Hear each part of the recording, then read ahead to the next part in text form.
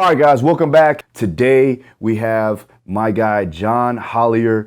Now, John is an Army veteran. He also is a very successful businessman, a serial entrepreneur. He also owns American Barbell Club. So we get into deep detail on his experiences in the military, also what it takes to actually develop a culture and build a solid brand, and also some cool history lessons on how to control your environment and be better day by day. So be on the lookout. We're going to go ahead and get into the interview. But before we do that, I have to shout out the sponsors. Athletic CBD. Go to athleticcbd.com. Use my discount code Daru at your checkout. You'll get a percentage off there. Also, vivobarefoot.com. Those are those minimalistic shoes that you see me wearing on my YouTube videos and on my Instagram.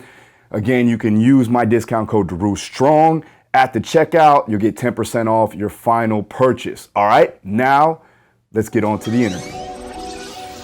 Welcome to the Daru Strong Podcast. Daru Strong Podcast. Let's go. Mind over matter. Put your mind somewhere else and keep going. That little voice in your head is trying to stop you from getting to where you want to be. Be successful and keep moving forward. With your host and world-renowned strength and conditioning coach, Phil Daru. John, thanks so much for visiting the gym. Yeah. Thanks for driving down here. How long was the drive again? It's about 3 hours. 3 hours. Yeah, and I was going fast enough, so who fucking knows. But yeah. So you're up in Gainesville. I'm in Gainesville, yeah. Yeah, and you have your gym, American Barbell. Yep. Yeah. So talk to me a little bit about that, how that came about. I definitely want to talk about your time in the military, Yep. but let's go over it. Like, how did you start and why did you want to start this business and your journey in the fitness industry? Sure, yeah. I was just getting out of the Army, so I was just trying to find something I like doing, you know? So at that time, I was like, all right, I know I like to barbecue, and I know I like to fucking work out. So, you know, like, I bought a barbecue food truck, and I was going to do all this, you know, I got the whole thing. And then I got back, and I'm just like, all right, do I want to spend 12 hours a day sitting in here sweating, smoking fucking brisket? You know? So I was like, all right, I ain't going to do that. Sold it. So 2014, moved back home. I left Fort Campbell. And then from that point, I was like, all right, it's just me and my boys. We were just lifting, you know? So it's like, all right, you know, we go typical story. We go to the commercial gym. You get yelled at for chalk. You get yelled at for basically everything. Yeah. So I'm like, all right, you know, we'll do our own thing. So I got a group of people, and you know, it's strong people. You know, it's like, why is this dude in like a Misfit shirt? I like grew up going to like punk rock and hardcore shows and stuff like that. Gotcha. So this dude Pete, deadlifting 585 for sets of 10 in the commercial gym with the Misfit shirt, and he's just like, you know, I was like, okay, well that's cool. And then you know.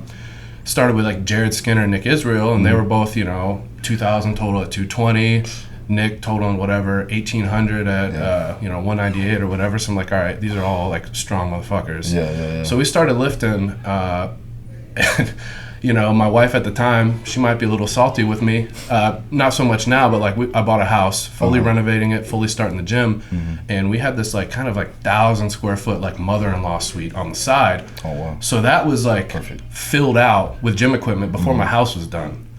You know, so like it ain't painted, like shit ain't working, but like the gym's up and going. Ready to go. Gym's up and going, you know? Yeah. So getting that going and then driving around, just hitting up Craigslist and anything. You know, I remember I drove down probably close to here due to selling weight for like 25 cents a pound. Some big commercial gym just offloading it. So I had some SUV. I don't know what the weight capacity was, but I filled it up and it was riding low until I got to Gainesville, you know? Damn. Just to find weight. What was so what like was the driving force of you actually wanting to do it like right in your own home? I mean, that's just out of necessity, you know, because at the time, it's like I was just getting out of the Army, trying to figure my life out. And, you know, like I got a medical retirement because I got fucked up. Yeah. So I was like, not like I had a ton of money at the time, and just necessity, you know, like I wanted to lift, I wanted to compete. Because I started competing when I was at Fort Campbell, you know, so we could go back in a little bit into that. Yeah, for sure, definitely. But it was just out of necessity, out of like something I liked, and I saw like my friend group, it's like, all right, you know, it's something we like doing. And at the time, you know, 2014, 15, it was just like, I don't know, to me, it was like, you see these, it was like Dan Green, Jay Neer, like all these like massive dudes that are all like big and jacked. I'm like, all right, that's cool, because coming up in high school, it was like, you know, like West Side everything. Yeah. And I was like, I don't want to be getting nosebleeds, looking like I'm 350 and like squatting from a box every day. You know, that just like wasn't my thing. Yeah. You know, so 14, 15 came around. So yeah, it was just out of necessity. That's all it came out to. And we did it there because there's nowhere else to go. And like I said, I didn't have money. I couldn't afford $2,000 a month. Yeah. You know, extra to just go lease somewhere and then be like, all right, we got 10 people, all y'all owe me $200. They're just gonna be like, nah, they're all in school and stuff like that. Sure, so that's kind of where it started from. Moving back, like never wanting a real boss. Yeah. You know, so that makes sense. It makes sense, man. So like the passion kind of drove you to opening up this facility. Yeah.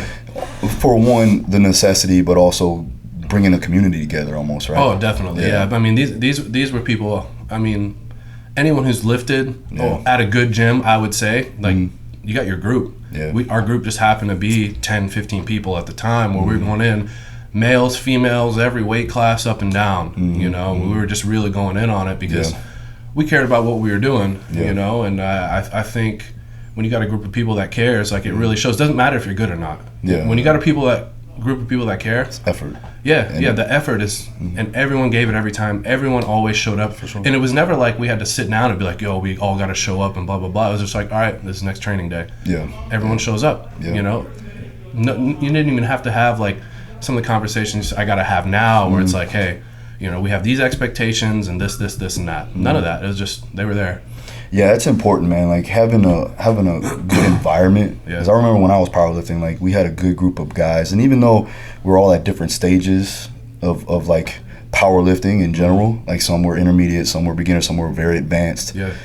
We all pushed each other, and it didn't matter what weight was on the bar. Everybody was getting after it, and that intensity there was set, and so that you had no choice but to get better. Yeah, definitely. You know, I think that's a big thing, and I think that's something that you do well with the environment that you've created with American Barbell.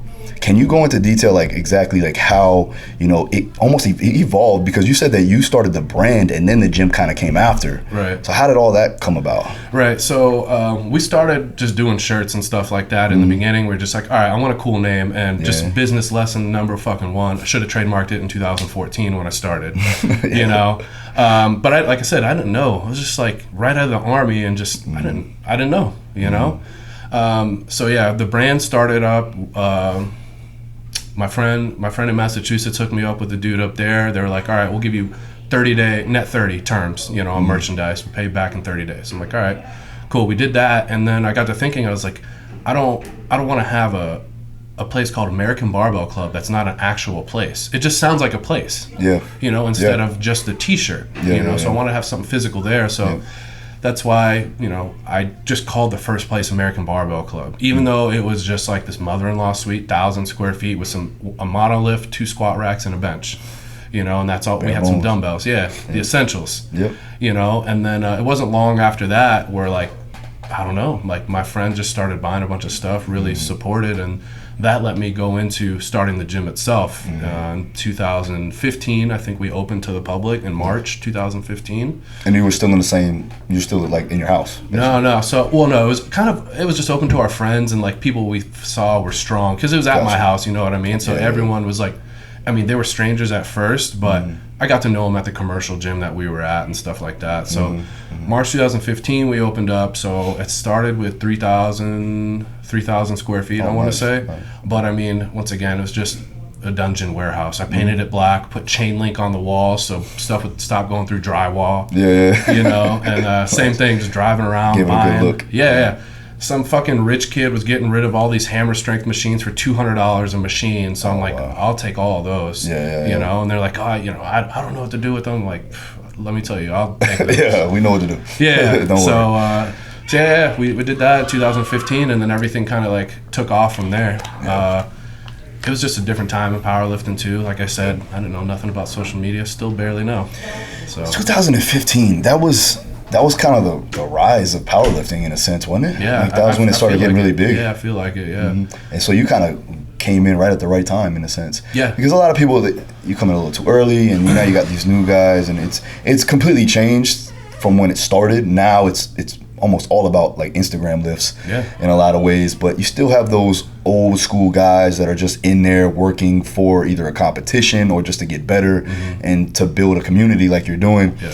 So now where does the gym stand, and you know, from when you took it to 3,000 square feet, where are we at now? Yeah, so now I just bought a building last year.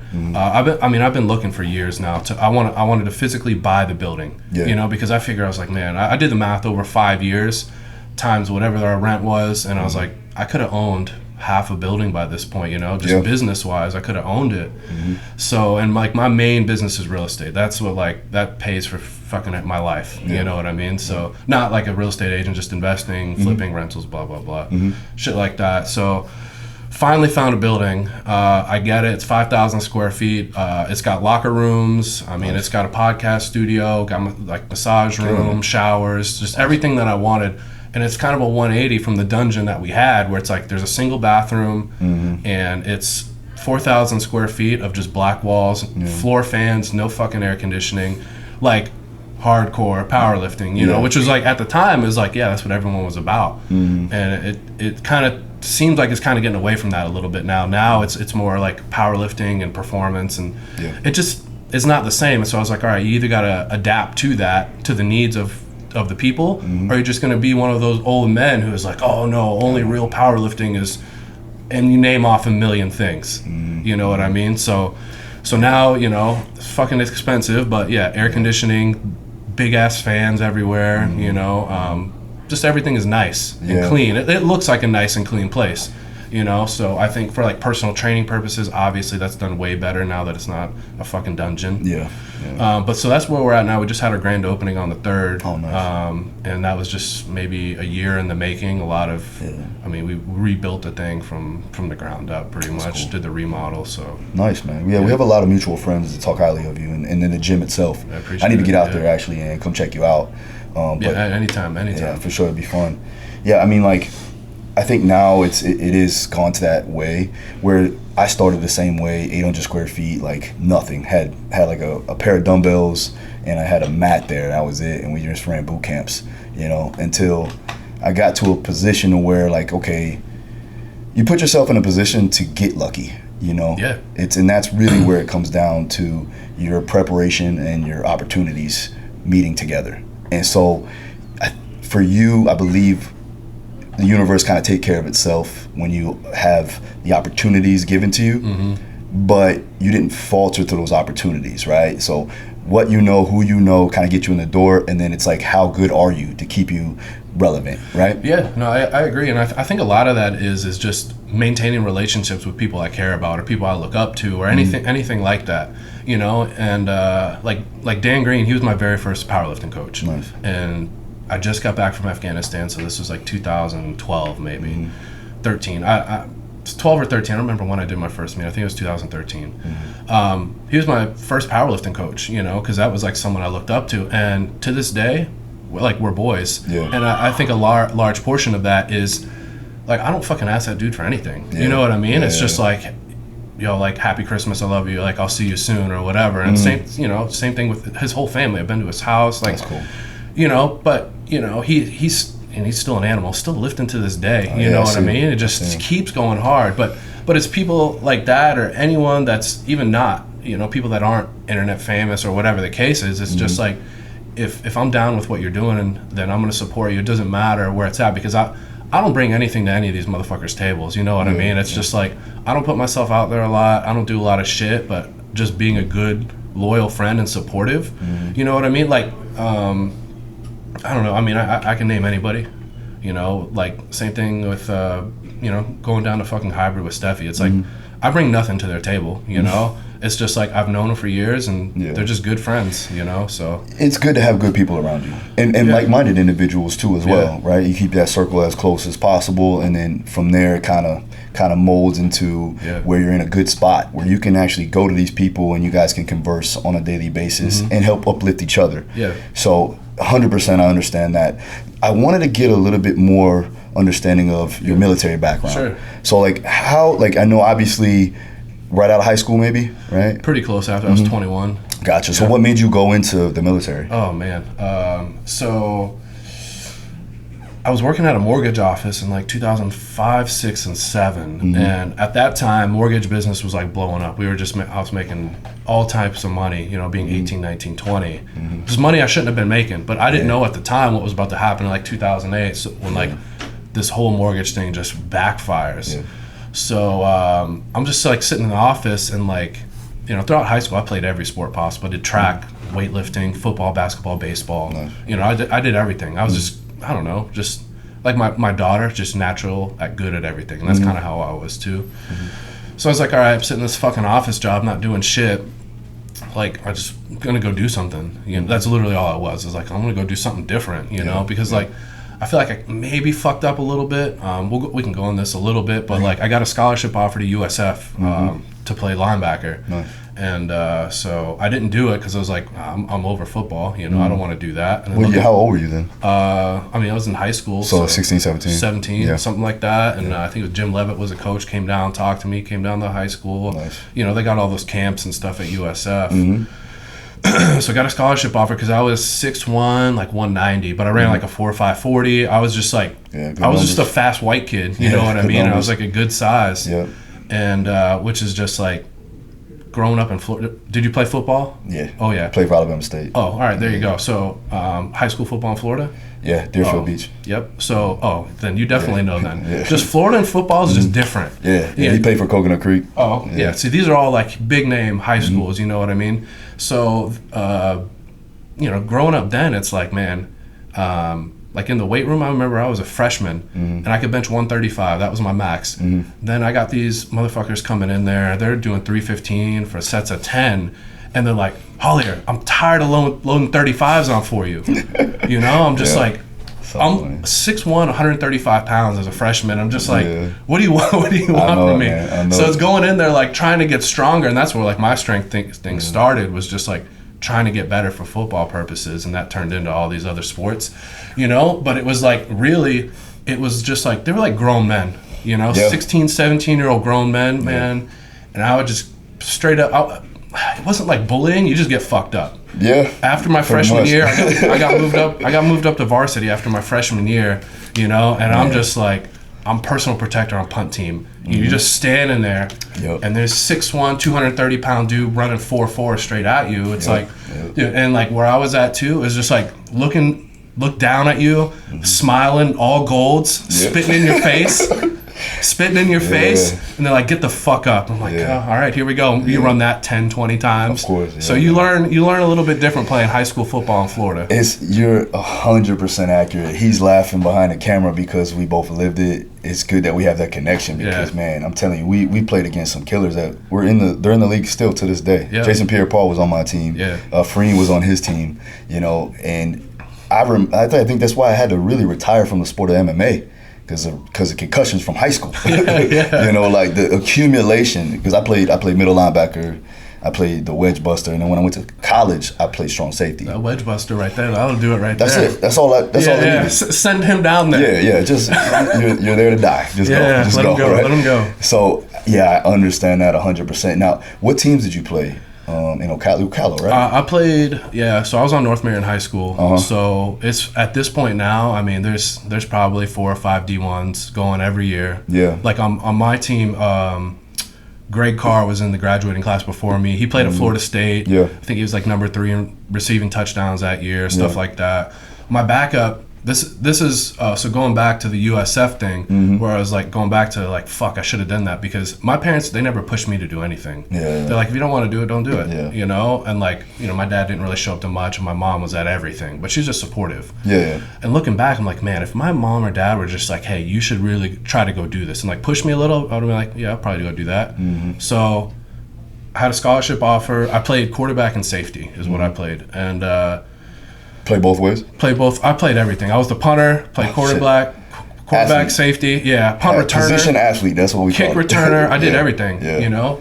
And because, like I said, at that time I was like 6'1", 185, ran a 4.5. Everything was just where it needed to be, but also I was willing to do it. And, you know, thinking back, I was just like, I straight up never got tired. I could run those hundreds, you know what I mean? I run those hundreds all day. I just don't get tired. And I wish I felt that way today. You know what I mean? So doing that, I got that scholarship offer, didn't do it. USF goes to be number 2 in the nation 2 years later. My backup on my high school team ended up getting signed to the Steelers. I think 4 years, $37 million or something like that. Backup, bro. Yeah, so that's why when I'm thinking about it, I'm like, man, like, I had the talent to do it. Yeah. I just didn't care to, you know? And, like, nobody was like, hey, you should go do that. Like, it didn't seem real. You know what I mean? Like, that reality of, like, you could have played in the NFL. Like, didn't seem real to, like, this high school kid from Ocala because, like, it just wasn't out there like that.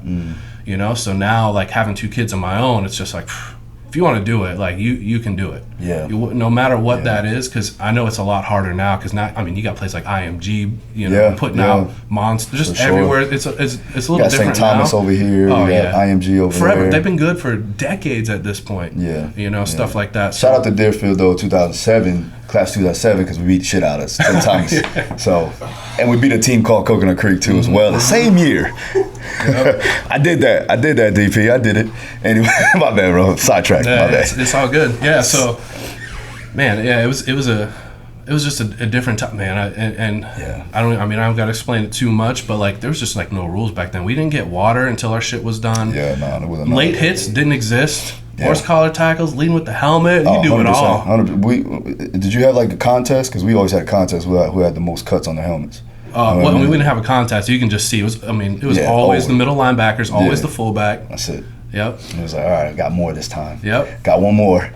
Like, notch in the belt. I mean, playing safety, that's why I love playing safety. You just catch anyone coming across the middle and just send them to the fucking moon. And, you know, they'll just be like, especially finally, like when I was a junior, senior, and like all these freshmen started coming up that thought they were fast or thought they were tough or whatever. And I'm just like a human fucking missile at safety. Yeah, man. You know, it was a good feeling. Yeah, it was a good feeling. You got good structure. Like your size is perfect for safety. You know what I mean? So I could tell, like, especially running a 4.5, man, that's a lot of mass coming at you. You know what I mean? So all right. So now college football. Yeah.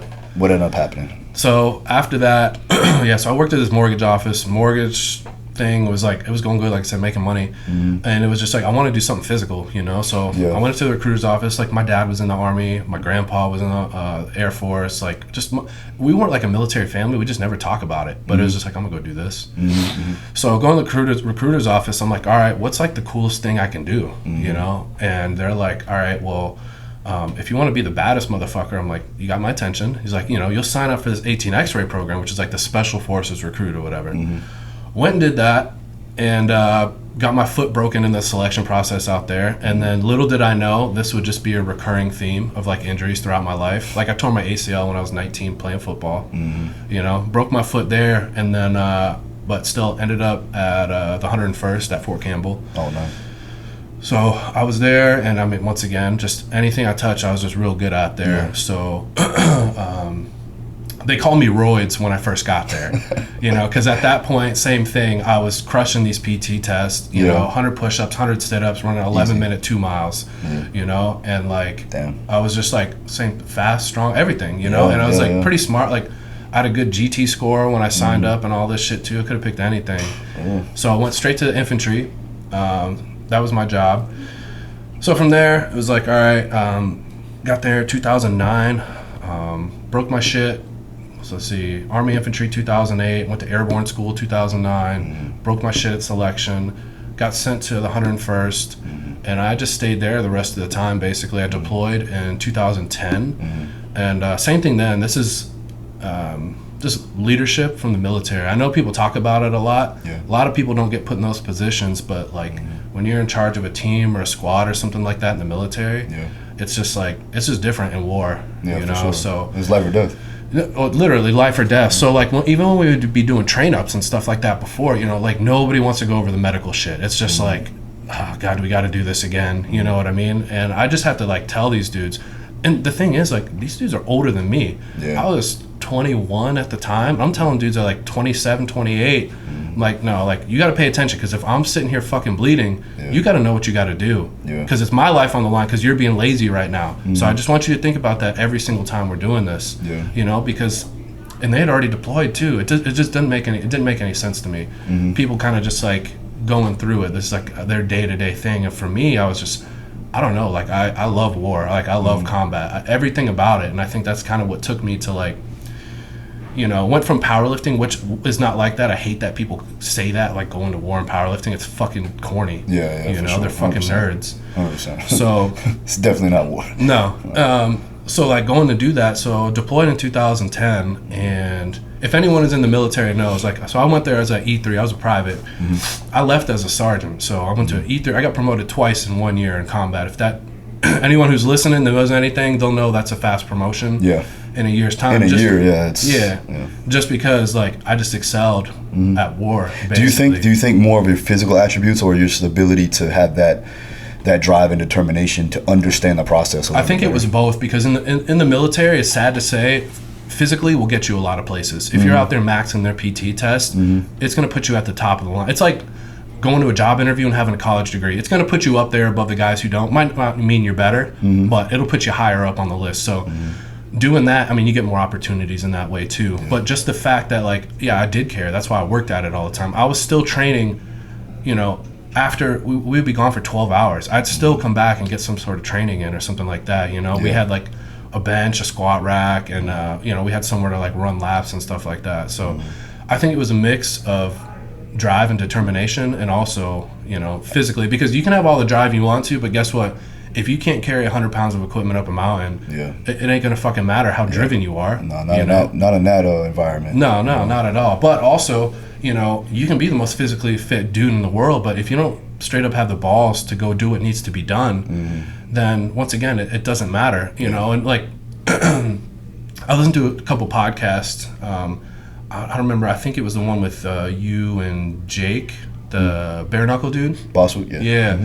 Listen to that, just like talking about like violence and stuff like that too. You know, it's the same thing, just growing up and like living that, and then turning that into like, oh, this is like next level violence. You know what I mean? So when people talk about it, I'm like, it gets me fucking going. You know, that's what I'm like. That's why I started doing Muay Thai. Same thing. Yeah. You know, but to me, it's not like how skilled you are. It's not how hard you work.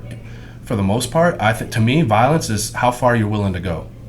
You know, like, and I think a lot of people, when they sit down and think of that, it's not relatable. You know what I mean? Because with like street shit, you know, like, all right, like what you guys were talking about, like getting in fist fights in Florida. Not something I like doing, you know, not something I think most smart people will really go do. I've had a gun pulled on me twice in the last 3 years because like somebody gets testy, I'll say something to them, they see me and they're like, oh, I'm not doing this. They just pull a gun, and it is what it is. So I get it, but once again, like, that's how far they're willing to. Nah, I say that they're bitches for sure because they don't want to get fucking beat up. But also it's like, all right, well, it's different nowadays too as well. It's not like how we were when we were kids. People are quick to pull guns now. Oh yeah, because man, it's one way or another, because there's young kids just pulling guns for nothing. Yeah. Because they don't give a shit. Yeah. That's how far they're willing to go. When you talk about violent people, you know, it's like it goes one way or another. You pull it because you're a bitch, or you pull it because you really don't give a shit. You know, like that's both ends of it. It's not like home invasion shit where it's like this is self-defense. It's just like one way or another. But when it comes to war, that was kind of what it was. And I'd had people like that. The very first, I remember the very first time we got ambushed. There's a grown man sitting. He was my machine gunner at the time too. The very first time we got ambushed. Explain to people what a machine gunner is, though. So a machine gunner on a fire team, he's really in my squad. He's going to be the one that's laying down like the suppressing fire. Usually, you know, at that time I think we had a Mark 48, so it's like shoots 7.62 rounds, but it's in like the size of a saw, which is like a little smaller. It's a smaller crew served weapon basically. So. Just bigger rounds, smaller than the. And these are usually the new guys, right?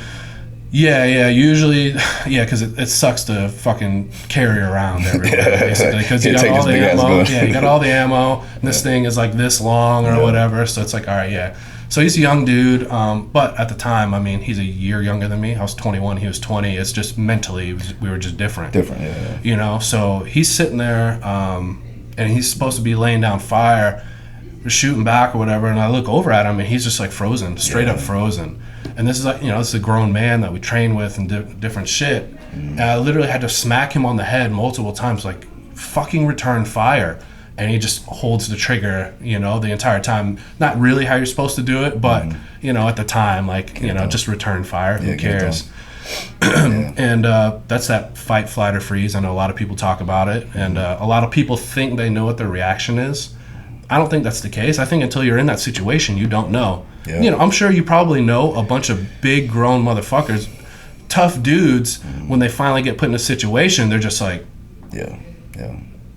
like, what do I do? You know, and in the military, that was very evident. Like, for sure, you know, the big tough guys, they just don't got it. You know, the first fucking week I was in Afghanistan, me and my buddy, I just call him Rhino. Me and my buddy Rhino, we were clearing caves with no fucking flashlights or anything because we didn't have batteries there, you know? So we have our fucking night vision on and like, hey, these caves might be booby trapped, could be people in them, but we're looking for weapons. We're like, all right, me and him just going around clearing caves. First week, we didn't even like, it never crossed my mind that it was fucked up what we were doing. It was just like, this is what you do. And then 3 or 4 months in, we're just like, it finally hit me. I'm like, if I die, like, who fucking cares, honestly? You know, it's like, I'm not going to feel it. It'll be over so quick. It's just not going to matter. And that's where my mind was, where it's just, I think that kind of let me do what I'm doing. So, like, much respect to people in the military.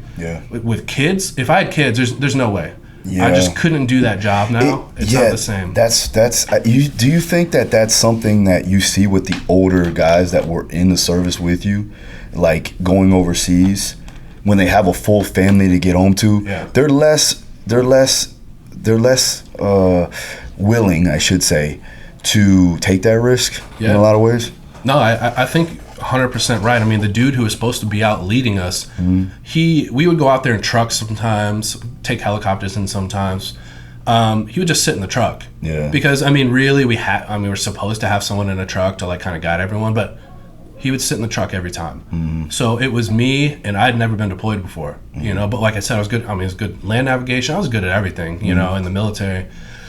And so we were just out there doing it, you know, with no experience, but like just brass fucking balls, pretty much, doing our thing. But man, we went out, we did one patrol, it was a counter IED. We just kept getting fucking, we just kept getting mortared, basically. So we got there, and we're just walking, you know, just in our formation or whatever, going through. Nothing happens. We get back. 2 days later, they're like, oh, hey, just so everyone knows, they're booby trapping cemeteries and graves and stuff like that. And we're like, all right. And, well, 2 days prior, we were just going over cemeteries and graves, you know, just walking through them without that information. I was like, oh, well, that's good to know now. We got fucking blown up. So it's just, I don't know, just a wild time. But really, man, like, that's the one thing that, like, I don't know, there's nothing comparable to it then, and there's nothing comparable to it now, and I just feel like that's what I was made to do, like, is to lead people in combat. Like, that's just what I love doing. And so now it's different now, you know, but being a leader now to the people at American Barbell Club, at, you know, the block of my Muay Thai gym, people at my real estate company, people, you know, I got all these different companies and different shit, but now it's like being able to put that in perspective, not that, but leadership out there to where it's understandable. And you've been able to develop a culture as well, and that's something that, you know, from your past experiences, it puts you, like I said, your skill set and your abilities put you in a position to learn and grow and to be even better than when you didn't go in there before. So now you went in through that position, and you learned through those circumstances, and now you're a better man and a better leader because of it. And it shows, obviously, right? You have a successful business, you have a good name in the industry, you're leading people, and you're changing lives. And do you feel, in my opinion, I feel like with the military, man, I respect you guys so much. Like my father was in the Navy, and I didn't have the opportunity to go in, but if I had my choice, if I would go back, I would definitely do it, because that learning experience, again, you know, changes the game. You know, I mean, every individual that goes through those positions in them circumstances and through those experiences come out a better person, you know, if you are made for it, you know? Yeah, for sure. I mean, there's people, like I said, the guy that had the smack in the head a couple times, just that wasn't him. You know, it's like just not what he was about. And a lot of talk and everything like that, but he wasn't great at PT. He wasn't very smart. It just like wasn't his thing, you know. Honestly, he would have been good like, hey, sit at this tower, if someone shoots at us, shoot back. You know, that's what you're good for. You know, it's unfortunate, but yeah, not everyone's about everything that they're trying to do. Just because you want to do it, don't make it so. True. So you know, but so yeah, that was, like I said, 2010, 2011. I think I went on, I got it on my like certificate or whatever I got. I think we did over 275 missions in a 1 year span, and I took 2 weeks. I was home for 2 weeks through R&R and stuff like that, which, once again, anyone listening, they know that op tempo for a deployment, I mean, it doesn't get much more busy than that. That was a mission every day, multiple times a day sometimes, guard duty at night, so it just never ended. And the stress of that, I mean, that stress of that never went away. I mean, for the first 3 years after, you know, I was pretty fucked up over it. And I had a fucking, I had an RPG like hit our fucking, our OP, our outpost or whatever. Hit that, fucking, I did, oh God. So I hit this fucking thing, go in there, help this fucking dude out, go grab a machine gun, and I just go from position to position. We had a counter ambush set up like at this Overwatch. It was like the first time I ever fucking told anyone this story. So we had like a counter ambush set up. So we had our dudes like getting attacked from right here, you know, what people aren't able to see. We had our dudes getting attacked basically. They were sweeping around where we were at. So I just took the machine gun, went from position to position, just going out in front of them, and if anyone was shooting or whatever, just going out there with this machine gun by myself, get up, climb up these stairs, fucking boom, boom, boom, climb down, run whatever, quarter mile to the next fucking spot or wherever the fuck, you know, up a mountain, and then boom, same thing, until that was like done and over with, you know. And that was like, I don't know, definitely fucking stressful, but I was like, this is, in my mind, I'm like, this is fucking awesome. You know, like this is, I just do this every day. You know, I don't care, because it didn't matter at the time. You know, no kids, no attach. I mean, I was married at the time. She would have understood. We're like, yeah, he died, and she would have been sad, and I'd have been like, you know, I don't know. I just didn't have that in my head to where it mattered. There's just something in there. You really can't at that particular time either. No, I didn't think about it at all. My roommate, once again, one of my best friends still to this day, he's also from Florida. He's the same thing, man. Like, we just didn't care. We did anything we want to do. If they're like, hey, we need volunteers for it, we're like, sign us up. Let's go do this, because we were just infantrymen. But I mean, we got a lot of leeway to kind of do whatever we wanted to do, you know, and volunteer for anything cool that we wanted to go do. Do you think because of the fact that you have the physical attributes, that you were able to do so much? I think so. Like I said, at that point, I just didn't get tired, you know. So it was just climb up mountains, really run as far as I needed to go, and it just didn't matter. I remember I fucked up one time. I was like, was taking like whatever protein supplements, random stuff. And I got this shit in the mail called Beastral. I didn't know what the fuck it was at the time. So I took it. It sounds like it's going to get you fucked up. Like, get you caught with something. Yep. So I took it while I was there. And I just started getting the worst fucking back pumps. I was getting huge. I was going from like benching 315 for one, for doing it for like 7 or 8 and like, 3 months time. And I was like, fuck, I got the worst back pumps. I didn't even know what they were at the time, because I still, like I said, I was 21. Taking it, and then, a couple years go by, they discontinued. It turns out, it was like Superdrol. And I'm just like, the last thing you should be taking, in a combat situation like that. And dehydrated too as well. And I had no idea. I was just like, oh, like, this says it'll just like increase your test or whatever. I didn't know shit about it, So I took it, and I remember we were going up a mountain one time, and same situation. I kind of got to volunteer. I'm like, no, there was like a 90% chance we were gonna get in contact, and I was like, oh, if we're going to kill people, like, give me the machine gun. So I volunteered to take the fucking machine gun and the rounds and everything like that. Let's go up this mountain. Start going up this mountain, and you get that back pump where it's like you start walking all upright. Oh man, and you carrying it. And carrying the fucking machine gun. I'm just like, and I was like, man, if we get fucking shot at right now, just throw me in the fucking trash, because I'm done. So I had to switch out the machine gun, got a rifle, and like made it through the way. But I was like, like I said at the time, I just didn't know. This is being stupid at 21. You know, I just didn't know what it was. I was like, why is my back doing this? You know, and once again, and that just led to, you know, down the road ended up having actual back issues, but just a real wild time, honestly. You know, but it was man, if I could just live that year a bunch of times, I would have been fine with it, you know. So that's cool, man. But so yeah, it was definitely made a difference. And then I did after I got hurt, they have like this warrior transition unit, so I went there for a year, just kind of like rehab, try to whatever. I got medically retired from the military, and what happened to your back? So basically, is it from your back that you got medically retired? No, it was from my back. It was from getting blown up in that fucking in that OP. So I started having like weird memory, vision, and like, you know, PTSD was like the biggest thing that was like fucking me up, you know. So, and I didn't like, you know, being 22 and getting back, like not being like, oh, this is like, that ain't me, you know, this ain't happening, and it was just, I don't know, it was like not the same. Like I said, you know, my ex-wife, my wife at the time, ex-wife now, she would know, you know, just like wake up screaming in the middle of the fucking night, like everything that you would like read about, it was like, that shit was real, and you just don't think it's real until it's like happening to you.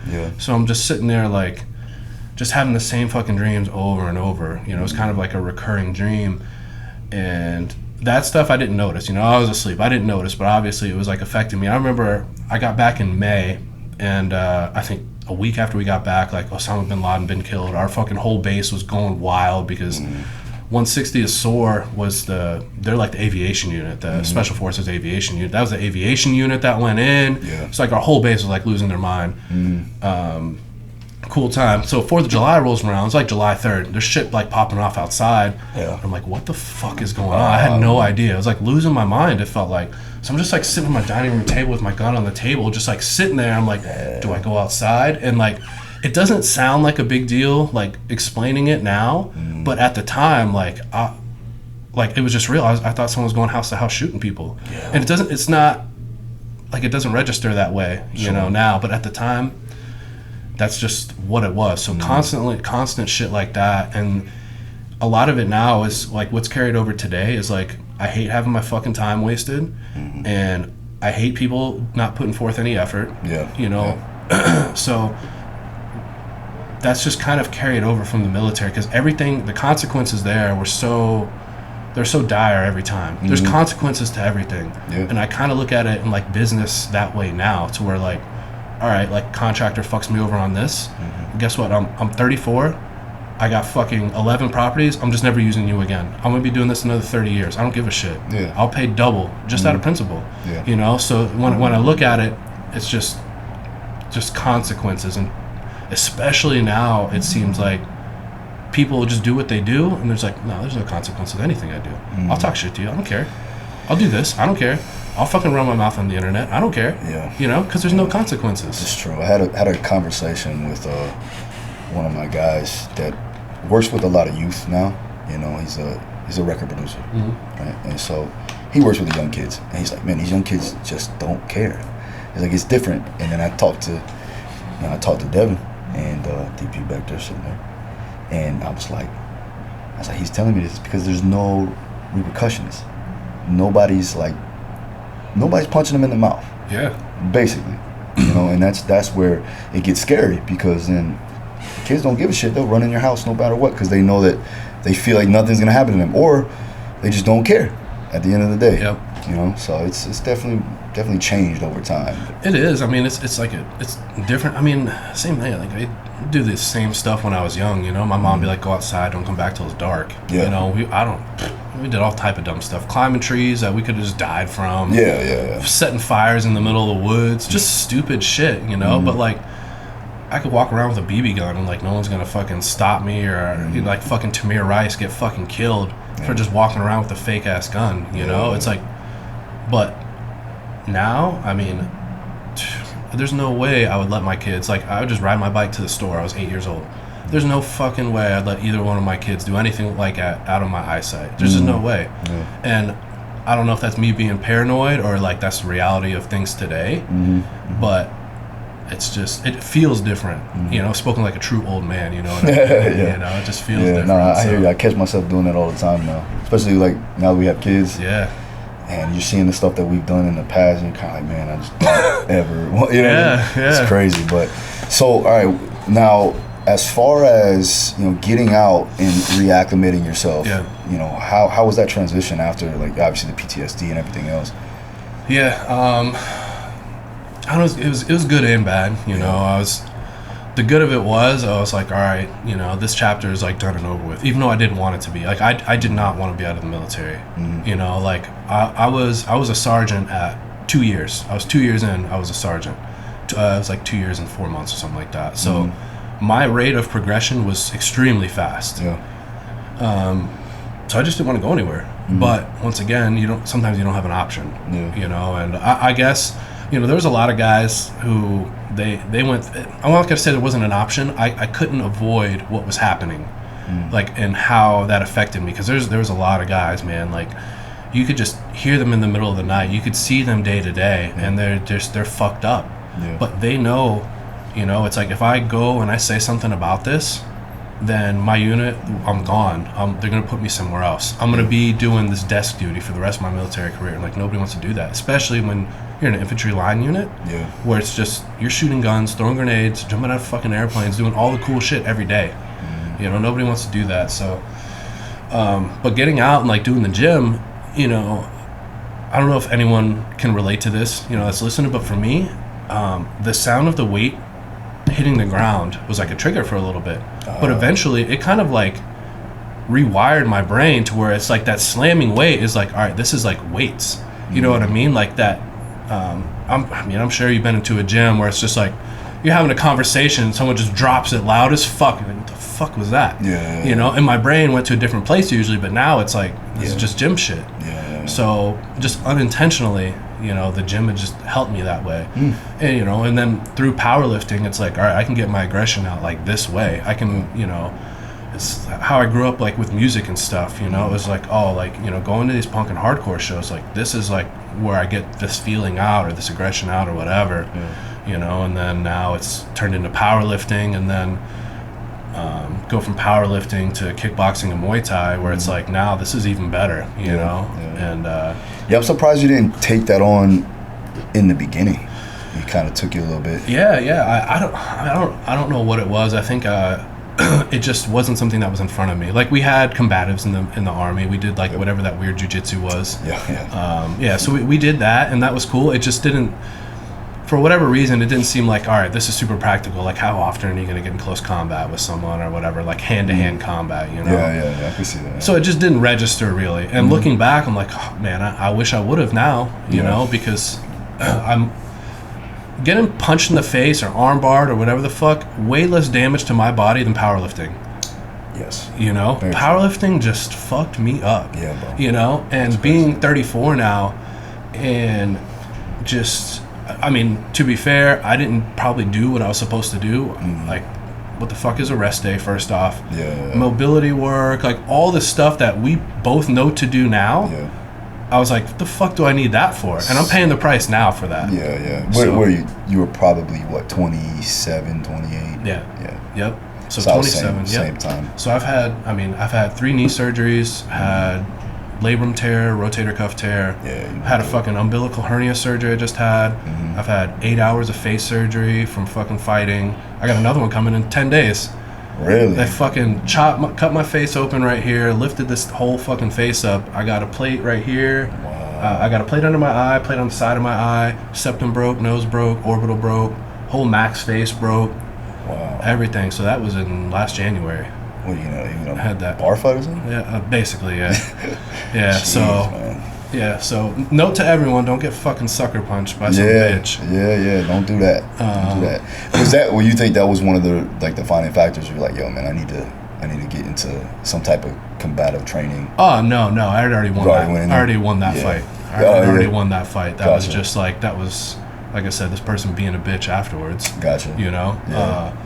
But no, because I've been doing kickboxing now for 3 years. Okay. So I'd already been doing it 3 years, and like I said, my gym closed down back home. I went to Thailand in 2019 for a month. I fought there. Yeah, where'd you go? I went to Tiger Muay Thai. You did out Tiger? there. Yeah, Nice. yeah. I know it's like the commercial spot or whatever, but when I was looking into still it, good, man. I was looking into it. I was like, the least amount I have to think about it, the better. So I was like, no, for sure. They got the place to stay, they got food on the spot, and they got the trainers that I want to go to. I'm just going there because I mean, there's a lot of like rural spots where it's just all killers, you know. But like, Phuket. yeah, that's where I was in Phuket. Yeah, but there's the more rural spots. I was like, all right, gotta find my own hotel. I gotta fucking find, you know, I gotta get a scooter and go out there. Then I gotta. There's a lot to figure out, and I'm just very much just. I just want to go out there and do it. So I went out there like. Just like full blown psychopath. I mean, they still train you hard. Like, you're still gonna get punched and kicked in the face. Oh no, I like trained hard as fuck, and I went out there, and they're like, I'm having to go through the basics because when I started doing it, they were like, no, that's not Muay Thai, you know, because it's all kickboxing. It's not the same, you know. A lot of people are like, oh, these are pretty close. I was like, yeah, kind of, not really. Everything you learn is just different, you know. So going out there and learning and doing that, you know, I was just like. I woke up at 6. I ate fucking at the 7-Eleven. They had chicken and rice frozen. Really? I just eat that for breakfast. You know, I'd like keep it, put it in the microwave in the morning. And I eat that. Yeah. 3-mile run for a warm up. Yep. Got fucking an hour of pads, and then we got an hour of sparring, and then we got like 30 minutes of like bag work or conditioning or something like that. Yep. Yeah, do that. I'd eat, shower. Watch Sopranos and fall asleep in the middle of the day, get up, eat again, and then go do it again. So I did 2-a-days for almost a month, just doing that. I didn't talk to anybody. I didn't make no friends. I didn't go see anything. I didn't see no sights in Thailand. I just went and did that the entire time. And when I, after the first week, I'm like, hey, I want to fight here. And he's like, no. I'm like, I'll give you $300 if you get me a fight. And he's like, well, hold on now. This makes more sense to me. So I was like, yeah, thank you. You know, because they were just like, you know, he just didn't want me to, you know, because like finding a fight for a 6'1", 200-pound American is like not easy in Thailand. So finally they found someone they were in Simbi Muay Thai. And then like 2 days before I left, I got that fight and I won with a step knee. I think I broke the dude's ribs. It was like a TKO or whatever. Nice. So technically undefeated Muay Thai. Yeah, there you go. 1-0. There you go, one and done, baby. Yeah, so went out there, did that. It was cool though. I mean, there's like 1,000 people there. You know, it was just like a whole different experience. It was outside. It was outside, and like just getting back. You know, they're just fucking covering you in that liniment that just burns everything in your body. I was sweating before I even started. Yeah. You know, it's just a whole fucking awesome experience, and. You know, I'm glad I did it, win or lose. You know, I'm glad I did it. Glad I fucking won. Man, of course. You know, but I went out there, did the Y crew. You know, I had a whole couple days just to learn that. You know, and like learn what that's about and like kind of the culture and everything behind it. And that's what I mean. A lot of that stuff is like, you know, this is like why I don't know. There's just more to Muay Thai than kickboxing to me. I mean, not besides the elbows. The tradition of it. Tradition. Yeah, that's what I was into. Was the traditional part of it. So. Yeah, went out there, did that, and I tore my ACL in the second round of the fight. I didn't know at the time, but it just kept. Have you ever torn it before? Yeah, I just got my ACL torn last year. Yeah. Yep. So it just started giving out in the fight, and I'm like, what the fuck is going on? But my adrenaline was just like so much. Still got a scar. I got a cut on the top of my head. Don't even remember when I got elbowed. You know, so it just fights when like you're like, where the fuck did I get this? Yeah. Where does this happen? Yep. So that's pretty much what it was. And out doing the Y crew, I was like, man, I feel good. Like my adrenaline isn't fucking up and blah. That was one thing I was worried about. Just this adrenaline dump. You know what I mean? Yeah. And it happened. No matter what I told myself, breathing, anything. Yeah. It's how you can cope with that stress. Is really what it is. Yep. I mean, you've been through it, man. You've been through war. Yeah. You know, really, honestly. At the end of the day, it's hand-to-hand combat, and either way, you're in control of your environment. And there's a referee there, so at any given moment, you still have the opportunity to control it and protect yourself. Yeah, you know. Yep. And I would say after midway through the second round, I was like, man, like my shit, it just doesn't. I didn't feel as sharp. Like I knew what was happening in my own head. You know, I just didn't feel as sharp. And then the third round, you know, because we're doing. I mean, I'm training fucking 4, 5, 6 hours a day sometimes, you Yeah. know, hitting pads for an infinite amount of rounds, getting Yeah. fresh training partners, all this stuff. Yeah. Then it goes to it, and like halfway through the second round, you know, my body's just like, hey, we got too hype, you know, because you know I'd never like, you know, and like my main low leg kick, that's like my main fucking weapon that I use the entire time. I'm just blasting this dude with low leg kicks, and you know, he checked a couple of them, but same thing, I didn't feel a single thing. And now when I'm just doing like some light sparring, if I catch someone just accidentally on the knee, I'm like, God damn, that fucking hurt. Yeah. You know, so Yes, got that. I got fucking one awesome feeling. I got this cut stitched up in like in a Thai locker room, you know, by some random fucking Thai guy. They're like, oh, just sit here, you know. They put some needle or something in my head and they stitch it up. Yeah. You know, and like You're good to go. Yeah, Out you're there. good to go. And then 2 days later, I'm on a fucking flight back home. My knee is this big. Oh, my man. foot is black and blue. My face is fucked up. I got the stitch on my head. I'm like, all right, that was great though, you know. Yeah. So Didn't help you win in the air right after. no. So, but now I know, you know, it's Yeah. just that adrenaline though. But again, just like a memorable experience. Like, Oh yeah, you know what I yeah. mean? There's I'd do it 100 I times think over. that's something that people should understand and really go after. It's like having these experiences like you've had. Yeah. You know, and like you'll never get that back. Like that's something that will always be with you. You can tell it to your grandkids. A lot of people miss that because they're afraid to jump off the porch. You know, they're afraid to go after it. And for you, with your abilities, but your mindset, people got to change their mindset a little bit because they're afraid of failure. You know, they're afraid of looking bad, really. It's not Yeah. even about failure. Yeah. It's really about not looking the way they want to look. I feel like it's even more so now with like all YouTube, social media. Now they're like even more afraid to look bad. Yep. You know, and I think, I mean, I feel like I see that a lot in UFC. Like some of these dudes just straight up don't want to look bad. You know what I mean? So Yeah. it's like, yeah, you know, they'll come up with whatever fucking. I mean, you live this, so Yep. I'm sure you know. But Yep. yeah, I mean, anyone who's willing to put it on the line, go out there and just do it. Like I got respect for it. Doesn't matter if I like you, don't like you. Yeah. If you're putting it on the line, like Oh, that's 100%. what I got respect for. I've always had a mutual respect for the people that I fought. You know, I talk to the guys that I fought to this day. You know, actually helped one of my guys with his last camp. I fought him in 2011, and bro, it's like because of the fact that even though we're trying to go in there and kill each other, at the end of it all, it's like, bro, we went through the same. We shared this experience together, and so for that, I treat you like a brother because I know that we've been through this position and we went through it equally. Yeah. Right. But that's cool, man. I'm pretty sure it's like that with the guys that you served with too, as well. You know. Yeah. They're and the thing about like having your own team, you know, like I know you got a team of people here. I got my own team of people back at both gyms, and like having a team of people in the military, you get to have this leadership influence and set the culture of what you want it to be. Yeah. You know, because the culture that I was set up in the military, it was, you know, I got instruction, I went out and did it. That's not how I did things. You know, the way I did things is like, hey, this is what we're doing, and I'm going out with you, you know, to go do it. Yep. And I think that set an example for a lot of people that, you know, that were my soldiers in my squad. Sure. You know, where it's like, yep, we're going to go do this shitty thing. I'm going to go with you and do it. You know what I mean? Like, no one wants to fill sandbags for 5 fucking hours in 100-degree heat with your vest off outside of your fucking, like, outside of your cop or anything. Like, nobody wants to do that. But, like, that's what we did. Yeah. You know, like, dude, we went through this fucking place, kind of same thing, fucking got ambushed, got blown up or whatever, doing a counter ambush. And there's like a little hut or whatever where the locals, they would wash all your clothes and shit like that. It was like a bathroom runoff, all the dirty water runoff, and there's this big pool or whatever. Well, we did this fucking counter ambush. The only way to get around it is to just go through this fucking pool. And it was either that or we're going way the fuck out of our way to get around it. So it's like, all right, here we are. And it's like just shitty, dirty water, piss, mud. I got fucking pictures of it from like, we're covered from the neck down, you know, we're going through there, and like people start sinking, you know, you gotta like lay flat just so you're not fucking catching a mouthful of it, you know.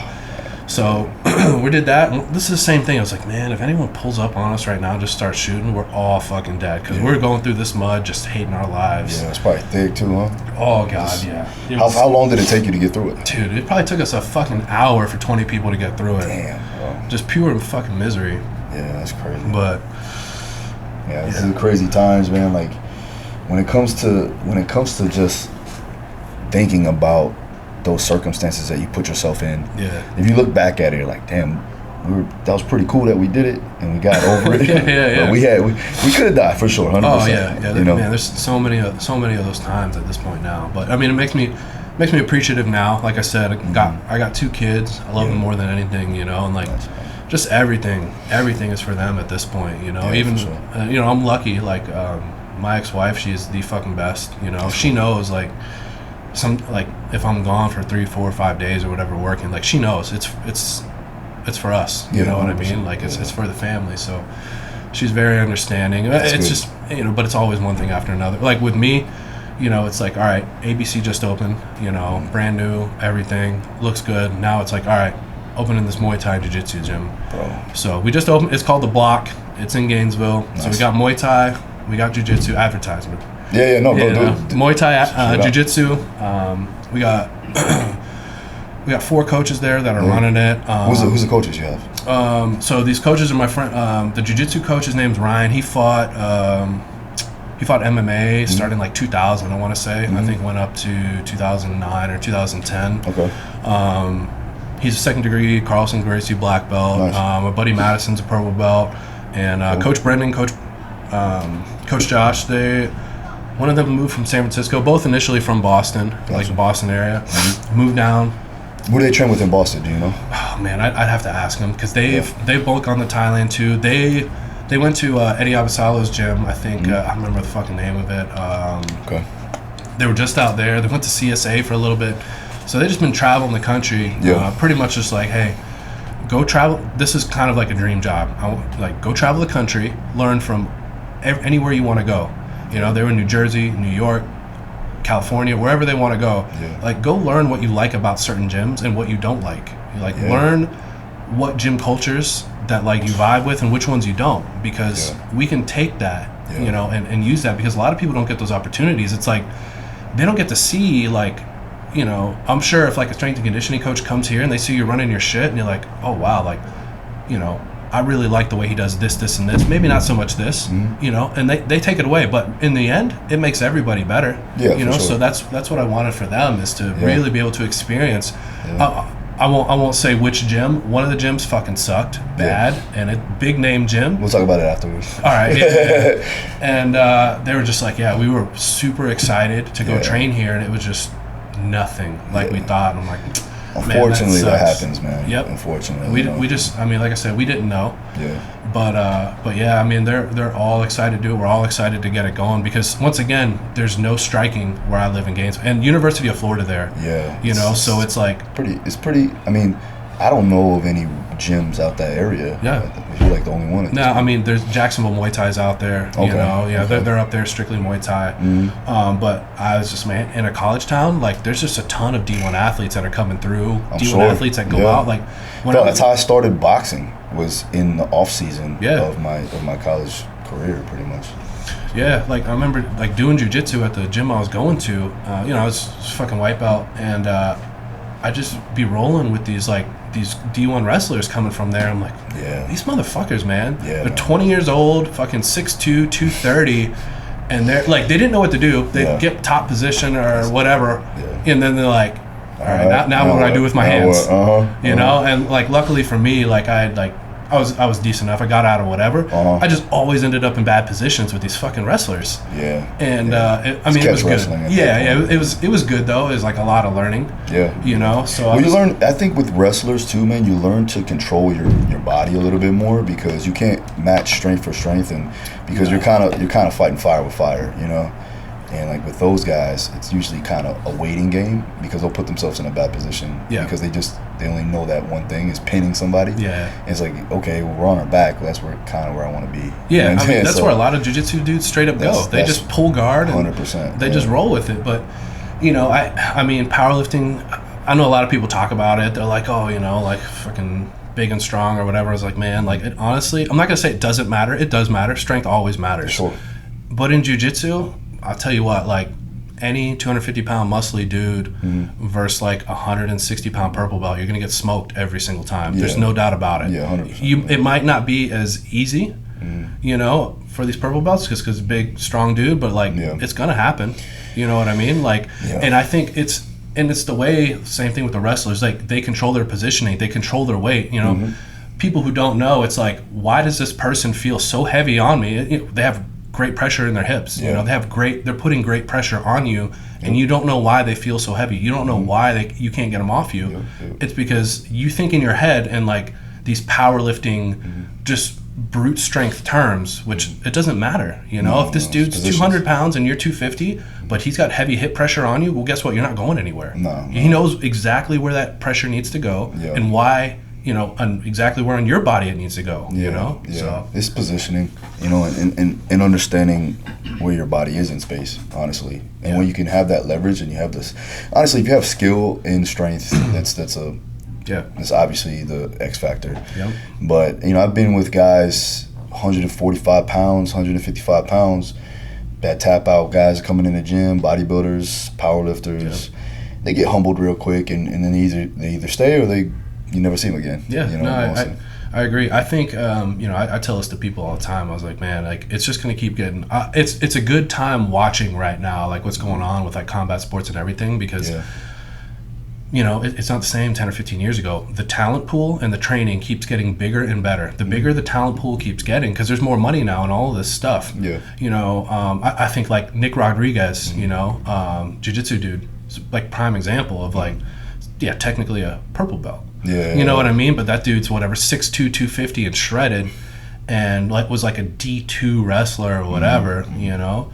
And he's just like, he's still killing it right now. You know what I mean? And I think you're going to start seeing a lot more people, like the people that could have gone to the NFL, NBA, whatever, that are like, I mean, John Jones, prime example, you know, his brother in the NFL, where it's just like, these are like elite, like the genetics are there, the hard work is there, and then it's like, everyone's kind of fucked after that point. You usually don't get both. You know? So I think when that talent pool keeps getting bigger, and then like people like you coming in strength and conditioning, where I'm not going to say like didn't exist 10 years ago, because obviously it did. It's just not the same. Like when I went to Thailand, man, they don't do none of that. It's just like, go fucking run.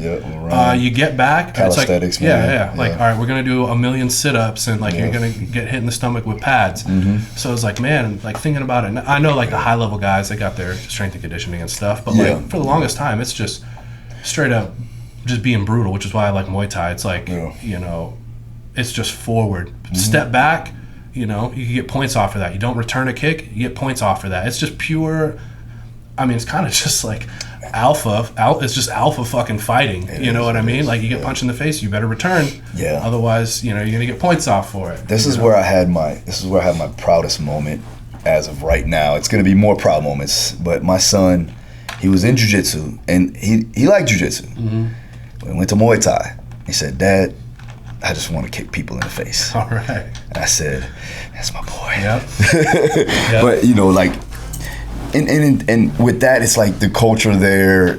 It depends on the gym. Like your gym, I'm pretty sure has the same aspects. It's like, man, that culture, that environment where you are put in like more of that. It's just real. You know what I mean? It's real.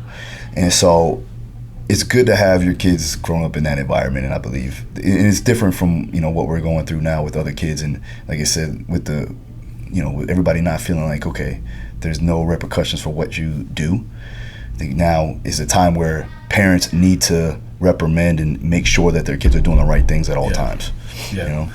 I mean, that's how I'm with my kids. Like they know, you know, they're different around me than around their mom. But they know, like my number one thing was like, you know, you're not gonna be bully kids. They never have been, but I let them know, like, that's just not happening. You know what I mean? There's like nothing to me like just being around another mean little kid. You know what I mean?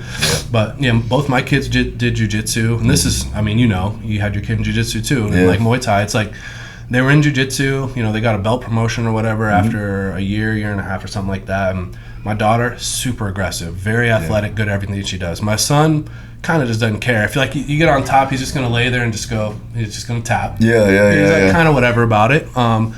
But then, one day, I mean, she was really good. And one day she's like, I don't really want to do this anymore. I was like, all right, well, we have to finish out the month because that's what we committed to. So then we have the talk about commitment and staying true to things that you agree to. 100%. I was like, all right, babe, well, we got to finish out this month. She's like, all right. And she understands. So now she's doing like hip hop dance, and now he's doing like Ninja Warrior classes, because that's what he likes to do because like I said earlier, I remember like if my parents just would have pushed me a little bit to keep playing football, it would have made a difference. But they're so young now, you got to kind of find that point where it's like, I don't want to push them to where they're like, I hate this. So it's like, all right, like we'll go try something else out. And when you're done with that, we'll go do something else. But like, I don't want them playing like football or baseball or basketball where there's a finite time really where you can grow in that, because that was me, baseball, basketball. Track, it's just all of that stuff. It's once you get past high school and then college, it's like, all right, what are you going to do with that? Like, I guess enjoyment wise, like jiu-jitsu, you can constantly get good at. You can do that till you're gone. Until your entire life. I mean, for me, it's the same thing. Like, it doesn't mean you have to fight Muay Thai or kickboxing the entire time, but it's like, you can tell when you're getting better. It's hard, for a lot of people to be like, oh, I'm getting better at this. The same thing with boxing, but like, you can tell, like your timing is just like, I don't know what's clicked in my head, but timing is now good. I can throw these counters perfectly. So I just want them to do something that they can kind of just go throughout their life and continue to do and progress at and be good at, and have a passion for, because like, I mean, Florida football, like I said, just kind of helped turn me into the person I am today. So I wouldn't take that back. But looking back on it now, I'm like, shit, I could have picked anything and been good at it. It's just, once again, no guidance. All my friends were doing it. It is what it is. I mean, the team atmosphere is good because it does teaches, it teaches you how to be accountable. It teaches you discipline in a sense, and it also teaches you how to lead, especially if you're getting put in that captain role. Martial arts, in my opinion, though, I think every kid should do. I agree. From the start of it, man, because there's nothing like that self-discipline that you're going to get through that. And then again, you can take that and you can stop for a little bit, come back to it. Like I've known plenty of people that have done that. I did Kempo karate when I was a kid, all the way up till I was like 10 or 12 years old. Played football, then went back and had to get back into martial arts. And I think that for every adult parent should understand that if you can do that and put your kid in those positions and let them learn the experiences there, they're going to be better adults too going forward, and be able to teach their kids those same things. But all right, man, so I don't want to keep you too long, but I do want you to go ahead and shout out all the brands, the gym, everything, and also where they can find you on Instagram. Sure, I appreciate that. So I've got American Barbell Club. You can just find us on Instagram, on Facebook, at American Barbell Club. No S, those are scheming. That's a scheming company if you add the S on there. You can find me, we just opened The Block, so it's The Block Muay Thai on Instagram, The Block Muay Thai on Facebook. All this is in Gainesville, Florida. We've got that. We're open now, but we'll have a grand opening probably sometime in May. We've got a good deal with Yocal worked out right now, so they've really hooked us up. Just the entire gym is just all Yocal everything. So shout out to them. You can find us at abcstrong.com. Got a bunch of merchandise on there. theblockmuaythai.com. Check out class schedules, different stuff like that. And then you'll see Phil up there shortly. Yes, sir. All right. And then we got a bunch of stuff lined up as far as guests coming for both gyms. So hit me up anytime. Email info@abcstrong.com if you got questions, social media, all that. So I appreciate you, Phil. Thank you again. No worries, man. Appreciate you coming. Yeah, thanks. All right, we're out.